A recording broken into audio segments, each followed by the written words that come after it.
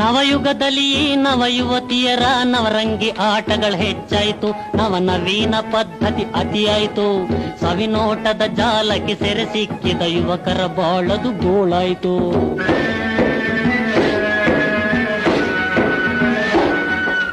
ಮಂಗಳಕರವಾದರಿಸಿನ ಕುಂಕುಮ ಕಂಕಣ ಕಾಡಿಗೆ ಮರೆಯಾಯಿತು, ಸುಮಂಗಲಿಯರಿಗದು ಬೇಡಾಯಿತು, ಅಂಗನೆಯರ ತುಟಿ ಕೆನ್ನೆ ಉಗುರಿಗೆ ರಂಗು ರಂಗುಗಳ ಬಳಿದಾಯಿತು.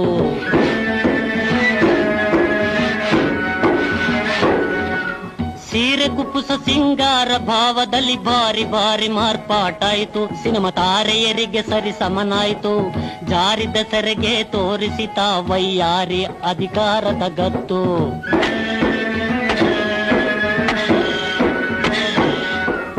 ಆಟಪಾಠದಲ್ಲಿ ಕೂಟ ಮೇಳದಲ್ಲಿ ಸಾಟಿ ಇಲ್ಲ ಗಂಡೆನ್ನುವಳು, ಪೈಪೋಟಿಯ ತೋರುತ ನಿಂದಿಹಳು, ಸೌಟ ನಿತ್ತು ಗಂಡನ ಕೈಯಲ್ಲಿ ತಾ ಮೋಟಾರೇರುತ ತಿರುಗುವಳು.